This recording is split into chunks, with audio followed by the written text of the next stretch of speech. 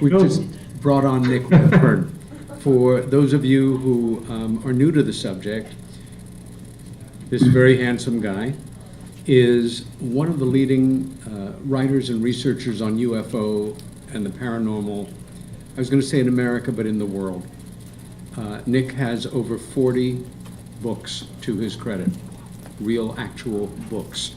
I don't know anybody in the world who is more involved in researching so many areas of UFOs and the paranormal so well. By his accent, you may detect that he is from a foreign country, but he lives in Texas and is a dear friend of many of us. It's great to have him here. Take it, Matt. All right, Nick. Thank you for joining us. Peter Robbins just introduced you. We thank you for joining us here at Paraween. If you want to give a brief statement about your work, we'd be happy to hear it. Yeah, sure. Well, thanks everybody. As Peter just said, I have an interest in UFOs, but also in paranormal phenomena. I've found over the years that there's a lot of crossovers between UFOs and what people would call the paranormal or the supernatural. For example, if you look at the Mothman sightings in Point Pleasant, West Virginia in the 60s, people who saw the Mothman got visits from the Men in Black. And so you have these weird crossovers on a lot of occasions, and many researchers don't like to cross over. They prefer it to work in the field of UFOs or cryptozoology.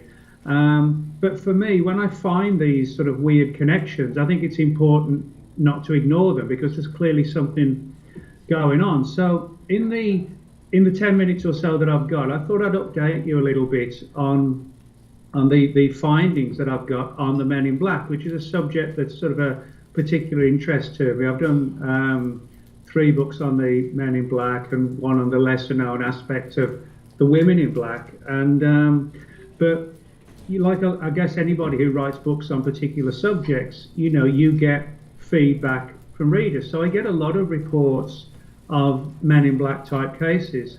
Now, one of the ones that's kind of relevant and timely to what's going on in the world now, some of you may have heard the stories of the sightings that have been made of Mothman type creatures over the city of Chicago over the course of the last 4 or 5 months. And a number of people who've had the sightings of Mothman in and around Chicago have also had weird dreams of nuclear war and nuclear attacks and cities on fire and just destroyed and huge mushroom clouds. And I wrote a couple of articles on this for the Mysterious Universe website a few months ago, and it resulted in probably now about 25 to 30 people contacting me who said that they've had these similar apocalyptic dreams all about North Korea and atomic war and nuclear explosions, that kind of thing.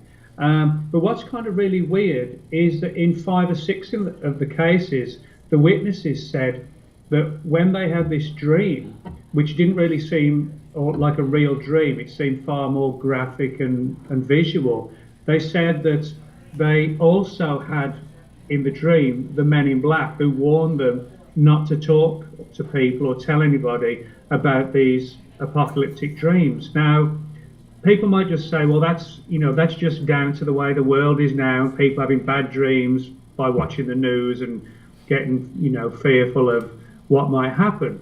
But on the other hand, a lot of these sort of nightmarish stories that I've got, in which the Men in Black warned the witnesses, as I said, not to talk about what they experienced in their dreams. There are actually a lot of cases where the Men in Black seem to have the ability to get into a person's mind. Now, that might sound strange until you realize that the real Men in Black are nothing like, the movie versions, Will Smith and Tommy Lee Jones. The real Men in Black are sort of very more paranormal based. The idea that they're government agents is actually just something pretty much created from the movies. Most people who see the Men in Black describe them as sort of very pale, skinny, have these large bulging eyes, they hide behind wraparound sunglasses, so they don't really even look real. And so there's a lot of strange stuff with the MIB. But as I said, I've got like a cluster of reports within these greater, bigger reports of the nuclear war, etc., of people claiming in the last few weeks that to have seen these creepy MIB pretty much like invade their dreams and threaten them. And these people have come from all across different parts of the United States. No evidence of collusion or that it's somebody's gigantic prank or anything like that. And so, yeah, I think it's worth noting, if nothing else, and just keeping an eye on these kind of things. But again, the Men in Black thing happens in clusters in other issues as well. For example, just recently, I got, again, sort of 4, 5, 6 reports, all from different people who claim to have seen Men in Black, but as well as wearing the classic black suit that they always wear, they were all also wearing like long black cloaks. And in these cases, 2 of them were in dreams or nightmares where the person was unable to move. They were sort of in like a paralyzed state. And it was only by concentrating they managed to sort of break the spell. But that's one of the weird things. They come in clusters like this. About a year ago, I had a cluster of reports in black cases where the witnesses said they were wearing black gloves, which is something you hardly ever get. But then to get sort of 8 or 9 reports over the course of 3 or 4 weeks, all of these glove-wearing Men in Black, again, it kind of demonstrates a very strange phenomenon at work. And, you know, I don't pretend to have all the answers or even any of the answers as to what the real Men in Black are, except the least likely explanation is ironically the one that everybody thinks they are, namely from the government. There's no evidence at all that they are from the government, and from their appearances, they're clearly not even human. So, you know, we're dealing with a very strange phenomenon, which a lot of people think is something just stuck in the past. You know, you think of the Men in Black wearing these old style black suits and fedora hats. People think nobody's still seeing the Men in Black to this day. But as I said, I get a lot of reports every week, and particularly now in relation to these Chicago nightmares of nuclear war and so on. So where all this is going to go, I don't know.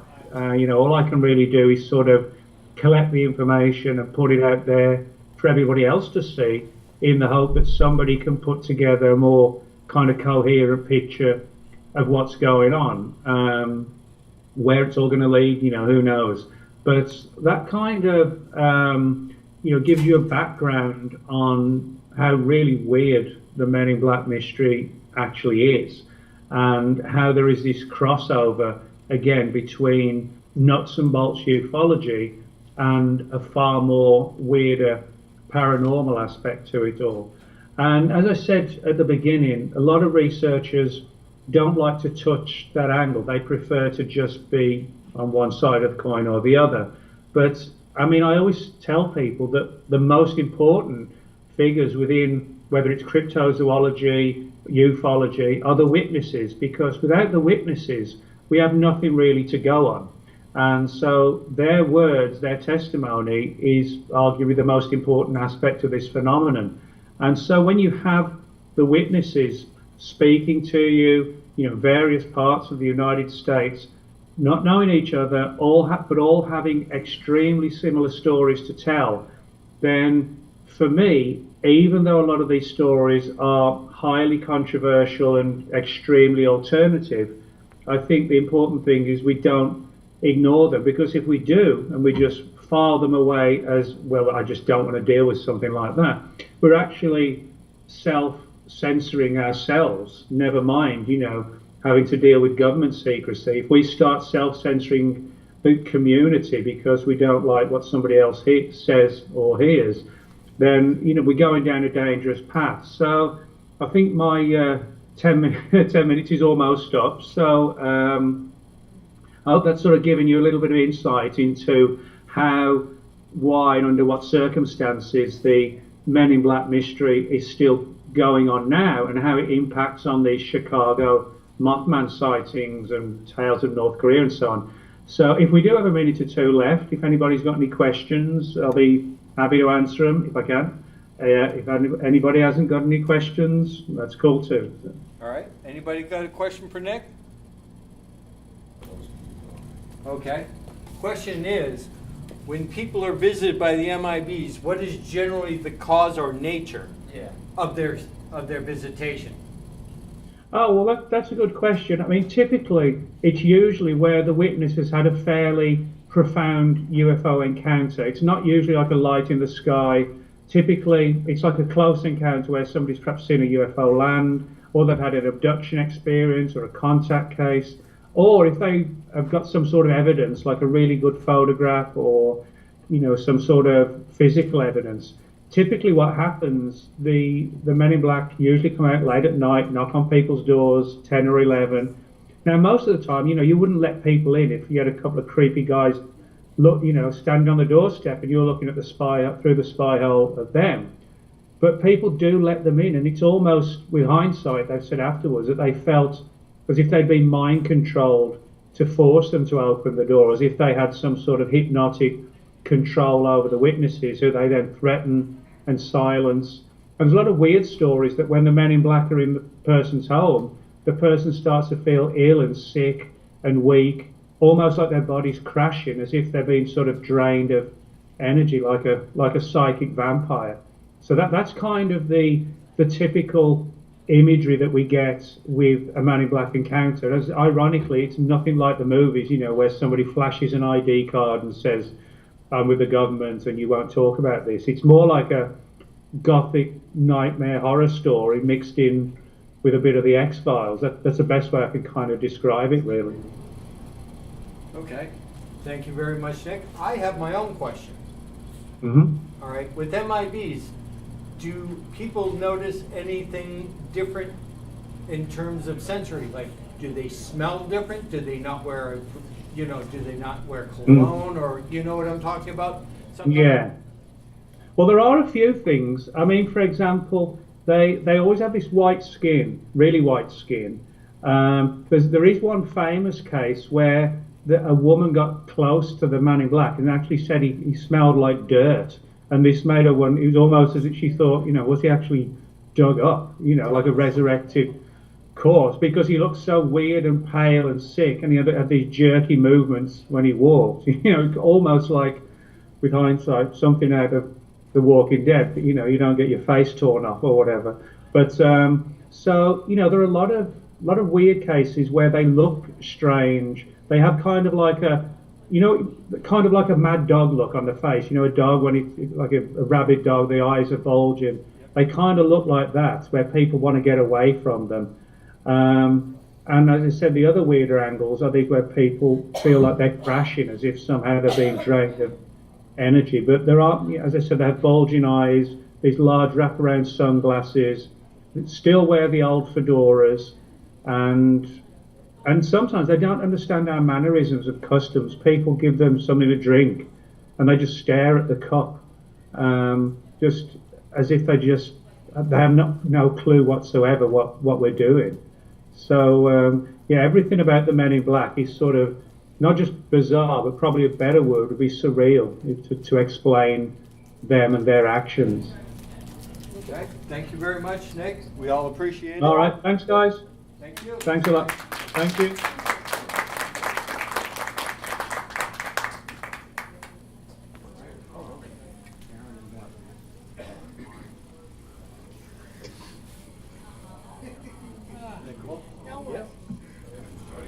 Hi, Karen and Beth. Hi, how are you? Tom, my good friend, how are you? Good. How you been, Beth? Good, real good. Finally got a connection. Yeah. Okay. Well, you can fill everybody. There's a lot of changes in the museum in the last 2 years, right? So maybe you could just give an idea of what's been going on there. Okay. Sure. Okay. Sure. You got the floor. Well, as you know, we are an international UFO museum, and we have people come from all over the world by the busloads. And we also have people from all over the world donate things to us. We've had a lot of big donations to our library, and we have a lot of people not only donating items and books and such, but also time. People have come from all over the world to interview us, to get us on tape. We've done a lot of podcasts. We've done a lot of international film. We have a lot of people interested in putting our story, our museum, in our documentaries, and their documentaries rather. And we have a lot of film companies coming in, probably within the next couple of months into 2018. We have quite a few people coming from different parts of the country as well. So yeah, we're busy. We're making it happen. We also have, this time of year, we have a lot of people coming from different parts of the world. Right now in Australia, New Zealand, Malaysia, they're going into their spring and summer. And we have a lot of people joining us for their spring breaks and their summer breaks as well. Hey, I'm gonna see if anyone has any questions for you, okay, Beth? Sure, absolutely. Anybody have an interest in a particular case that might be in the Roswell Museum? Something that might, yeah, come on, man, you've been up here all day. Anybody? Yes, go ahead. I'm just more interested in general curation, like of all the stories and all the claims, how do you decide which ones are worthy of? Okay, good question. Okay, the question is, with all the cases that you have that you're looking at, maybe perhaps through the research library and/or on the walls here of the museum, how do you decipher what ones make the wall versus those who don't, and how do you decide which ones are more engraved in history, and what research goes into selecting a spot on the wall for these particular highlighted accounts? Everything that comes through here is thoroughly vetted by researchers, by our deputy director. We have researchers from all over the world that we can tap. And for instance, not too long ago, we had a gentleman come in with some photographs that he thought were documentation of close encounters of the first and second kind. It took up about, probably close to 3 months to thoroughly vet that, and it was decided through some of our researchers that it was a complete falsehood. So everything has to be thoroughly vetted, thoroughly researched. It has to be 99.9% true, authenticated before it even comes into the museum. And where it gets displayed is where it would be better featured. Okay. So, okay, that answer your question? Okay. Anybody else? Hang on, Beth. Anyone else have a Sure. question? Yeah, first. What is the best piece of evidence you guys have? At the museum, what would you say are the top best pieces of information, or that solidify, the truth behind this topic? What are your key cases? Well, yours for one, and Mr. Walton's for another. But there are also people that come in to the museum with a history that they need help with, and that's where we put them in contact with MUFON, with some of the researchers and investigators with MUFON, and some of those end up being quite the case. But in order for us to do that, people have to come in and kind of, I don't know, give us information that a lot of people aren't really that willing to share. That's why we bring MUFON in on it. We bring MUFON because they're more able to help these people bring out that information. A lot of people are very sensitive. A lot of people are frightened. They're afraid what people might think. So they kind of help them through that in a way that only really they know how. Do you still see a lot of UFO activity in the Roswell area? That was a question from this gentleman in the back. Well, we have an area about 12 miles east of here called Bottomless Lakes. It's actually a national park. They have quite a lovely campsite where they have slabs where people can set up their telescopes, and a lot of people from all over the world, astronomy clubs come from all over the world to set up out there, and a lot of people have told me that they've seen things out there that they've documented on film, they've documented on film and taken it back to their countries and used it in their studies and research. Now, I myself belong to the astronomy club here in Roswell, and yes, we've seen some things out there that we really can't quite explain. Anybody else have a question? Yeah. Does the museum house any pieces that are not of this world, like trash?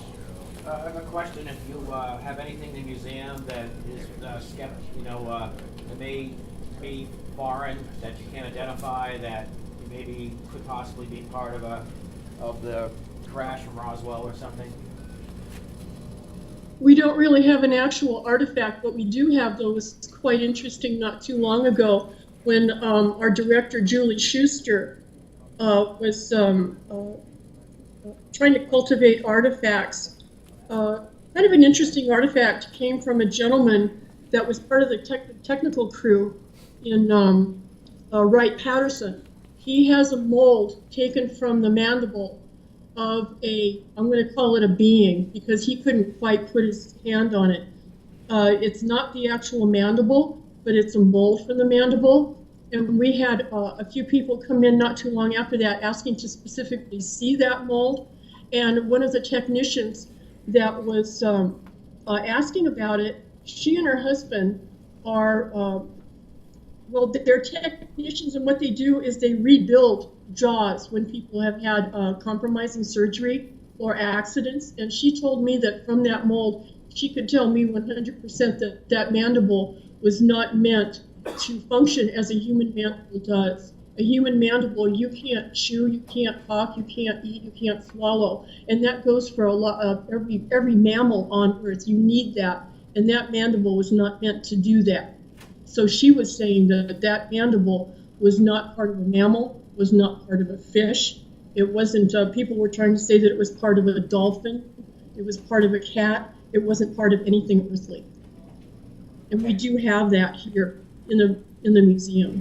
Where is that in the museum? Where is that? Well, are you familiar with the museum? You are, right? You're familiar with the museum? As you're going towards the back of the museum, it's the last cubby before the gourd. Okay. One more. Yeah, do you have any pictures of it? Not on me, no. No, not on me. I could have somebody send you a picture of it on your phone. I think they would just like to see it. I have another question for you, okay? Hang on. It's cool. Pretty cool. Sure. Yeah, sure. All right. You bet. I was just wondering, have you had any problems or have been monitored by the government or any visitations by the Men in Black? That kind of Any hassle, any problem? any hassles or anything like that? Well, not me personally, no, but I have talked to researchers and authors that have had issues, ongoing issues.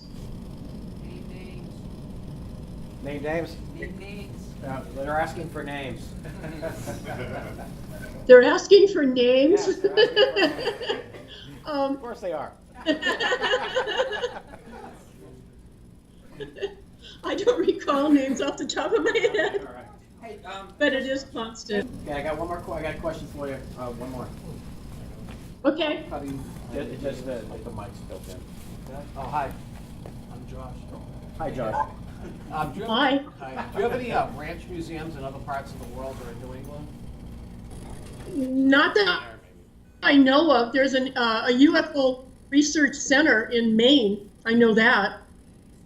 Okay. Mr. Stanton Friedman heads that, I believe. He's a very popular author and one of our chief researchers. Yeah. You know Stanton well. I used to help him with his website for a while, so I know him pretty well. Oh yeah? Oh really? Yeah. Yeah, he's an awesome guy. Yeah. I like Mr. Friedman a lot. Okay, so in the last 2 years, if I may, because we got to wrap this one up, there's been a lot of changes in the museum, right? You've gotten like everything's museum mounted now. You've got a lot of new displays there, correct? It's over the last 2 years. There's been a lot of changes, right? You're still going through more now. I think you've got a park now for the kids too. Yesterday I was saying that we have a Roswell Art in Residence program here where we're taking some key locations in Roswell and taking some artwork that pertains to Roswell on the UFO genre. And yesterday they installed a really, really cool sculpture. And what it looks like is a huge, giant purple transformer. It really is amazing. It's awesome. And it's in our lobby. So it's one of the first things you see when you come in. Anybody else got questions? Anybody? Are they going to be cataloging anything online so everybody can see what they have? A question, are you guys going to be putting out any type of like an online catalog that will highlight what the changes and what's going on and the improvements, so they can actually go on and say, hey, look, they got this year, they didn't have it that last year, that kind of thing? Well, we are working on that right now. We're working on our online store, and they want to expand it so that when people do go to our website, that they can see a lot of the things that are new. But that's a work in progress. Karen and Kat are working on that for us, and it's going to be magnificent. It really is. But right now, not so much. Is there anything else you want to share? We're looking forward to it, though. Anything else that you want to share with everybody before we go?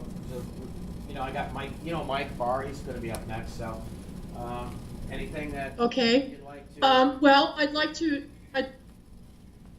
invite everybody to Roswell and see how magnificent we are. We really, truly are unique in every aspect of the world. And I know that we are 200 miles out of the way. We're in the middle of nowhere. But I would like to invite you to come to our museum, to embrace our legacy, and to see what we're all so passionate about.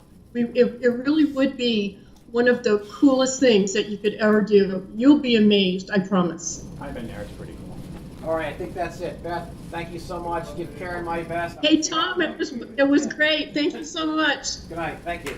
Bye for now.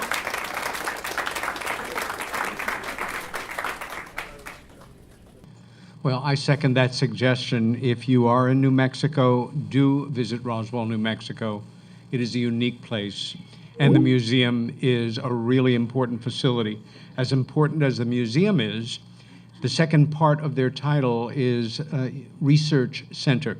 They have the finest UFO-related library in the English language available to regular folks that I'm aware of. Maybe there are better libraries hidden away, but this one is open to all, and a great archive.